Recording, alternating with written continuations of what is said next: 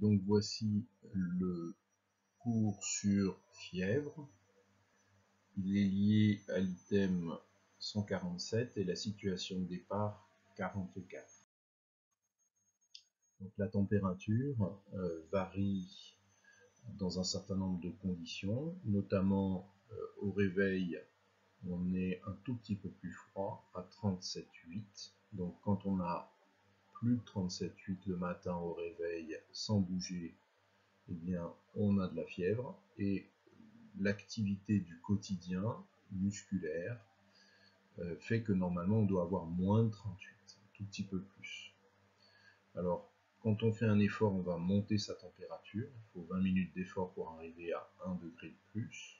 Quand on est une femme et qu'on a des règles, on a une modification de la température dans la deuxième partie du cycle.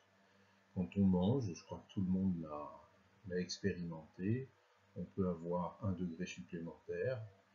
La température extérieure va avoir une petite influence de 0,2-0,3 degrés, et la colère, le stress, l'émotion peuvent augmenter eux aussi la température. Donc la référence, c'est le matin à jeun avant de sortir de son lit. Il y a aussi des différences selon le site, et la référence, c'est le ventricule droit. Le conduit auditif que l'on utilise très volontiers, ou le creux axillaire, sont un tout petit peu plus froids parce que nous sommes à distance, donc il y a une petite déperdition de chaleur, de 0,5 à 1 degré pour le conduit auditif, de 0,3 à 0,7 en moyenne 0,5 degré pour l'axillaire. On utilise de moins en moins le rectal, mais c'est à peu près pareil que la température de référence, et pareil pour la bouche. Alors les outils ne sont pas tous égaux, et sachez qu'il y a une reproductibilité des thermomètres qui n'est pas la même. Le thermomètre qui est interdit avec du mercure est un peu meilleur que le thermomètre auriculaire. Alors c'est la région préoptique qui va modifier la température, mais qui est responsable d'un maintien d'une température à moins de 37,8 et à plus de 36 degrés, et qui va modifier dans le sens soit d'une contraction musculaire, et vous savez bien que quand vous avez froid, vous avez envie de bouger, qui va modifier la respiration et la vasoconstriction cutanée. On va voir ça juste après.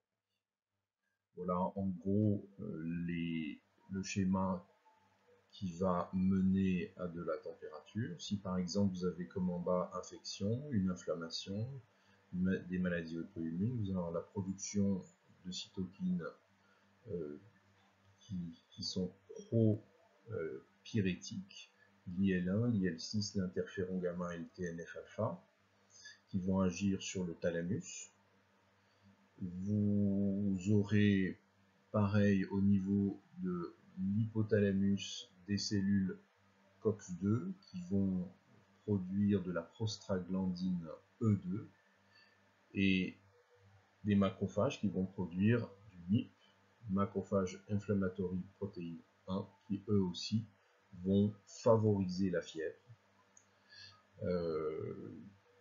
Par contre, il y a une boucle de rétrocontrôle. L'hypothalamus lui-même fabrique de l'arginine vasopressine, du CRF et du MSH, corticotropine releasing factor et mélanotropine stimulating factor, qui eux-mêmes vont diminuer la production de ces cytokines par les cellules inflammatoires. Alors la température, évidemment, je crois que vous le savez assez bien, c'est un équilibre entre la production de chaleur et la perte de chaleur. La production de chaleur, c'est beaucoup par le métabolisme, donc quand vous mangez,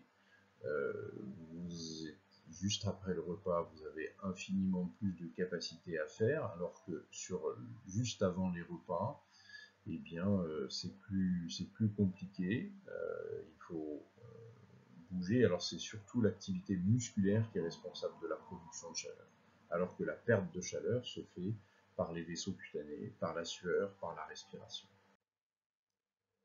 Pourquoi c'est important de maintenir la température? Parce qu'il y a une très grande sensibilité des cellules, Et dès qu'on passe 41, on a des perturbations enzymatiques, notamment du cerveau, qui amènent à des convulsions, et la limite tolérable pour le cerveau, c'est 43. Donc vous vous doutez, dès qu'on approche de 41, ça devient extrêmement dangereux. Alors on peut aussi réduire le métabolisme, ça peut réduire le métabolisme, mais ça peut dénaturer les protéines. Plus on a de température, plus on a de perte de poids. Donc quelqu'un qui va avoir 40 pendant des jours, voire des semaines, va perdre du poids. Alors qu'au contraire, si on met quelqu'un à une température plutôt basse, il utilisera moins de métabolisme et donc va plutôt gagner du poids.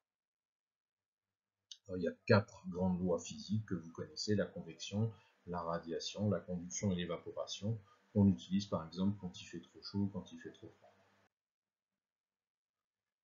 Donc les mécanismes de régulation, donc c'est les vaisseaux hypothalamiques comme je vous l'ai dit tout à l'heure qui font référence et qui vont interagir pour soit perdre de la température, donc faire comme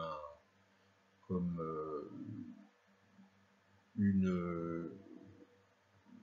va dire essayer d'avoir un certain nombre de contre-mesures pour diminuer la température. Donc par exemple, eh bien, la sueur, vous savez bien que la transformation de l'eau en vapeur d'eau va produire du froid, donc on va suer, et là, il va y avoir une vasodilatation qui fait que la température, le sang va permettre de faire perdre beaucoup plus de température. Évidemment, il y a le comportement, vous savez tous et toutes très bien que quand il fait chaud, vous avez envie d'aller à la mer, vous avez envie d'aller dans l'eau parce qu'on y perd beaucoup de température. Vous allez vous mettre plus volontiers dans une zone où il fait moins froid, vous allez chercher l'ombre, vous allez chercher la climatisation. Alors, à l'inverse, le gain de température va, quand on en a besoin, parce qu'il fait froid, on va avoir des frissons, on va avoir une augmentation du tonus musculaire. Le tonus, c'est la contraction minimum qui va produire de la chaleur. On va avoir une vasoconstriction cutanée, et ça se voit par des marbrures, et on va avoir un comportement qui va changer, on va manger différemment, on va changer de lieu, on va aller dans un endroit où il fait chaud, on va plutôt se rétracter, se mettre en vie.